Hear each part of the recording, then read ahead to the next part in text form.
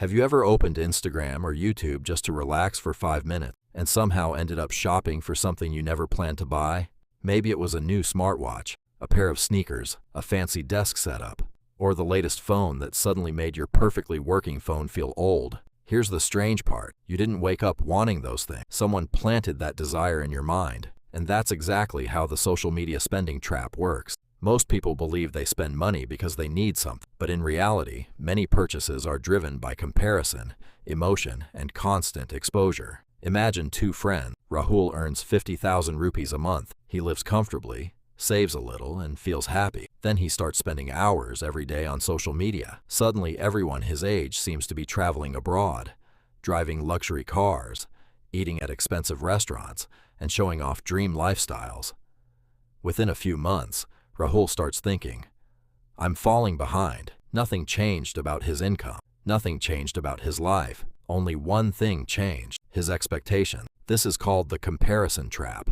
Your brain naturally compares itself with the people around you. Thousands of years ago, that helped humans survive. But today, social media tricks your brain into believing that influencers and celebrities are your neighbors. The problem? You're comparing your everyday life with someone else's highlight, and your brain can't always tell the difference. The result is something psychologists call artificial dissatisfaction. You become unhappy, not because your life is bad, but because you've been shown a version of life that's carefully edited to look perfect. Now comes the dangerous part. Once you're emotionally dissatisfied, you're far more likely to spend money. You think, if I buy those shoes, I'll feel more confident. If I get that phone, people will respect me. If I copy their lifestyle, maybe I'll finally feel successful. But that feeling rarely lasts. Psychologists call this the hedonic treadmill. You get excited, you buy the product, you enjoy it for a few days, then it becomes normal. Soon another video appears, another influence, another trend, another thing you suddenly need, and the cycle repeats. This is why many people earn more every year,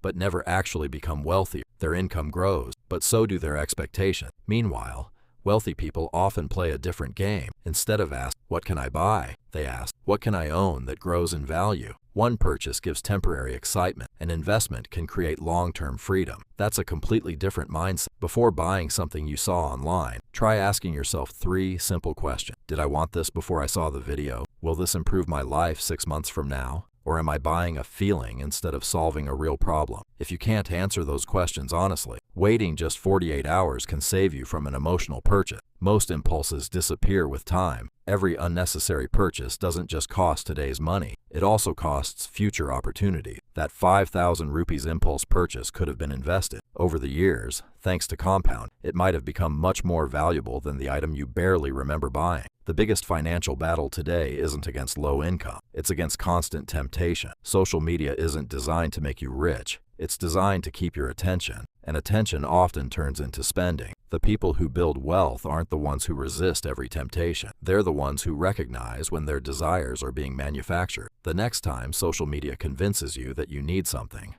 pause for a moment and ask yourself one simple question. Is this my dream or someone else's marketing? That single question could save you far more money than any budgeting app ever will.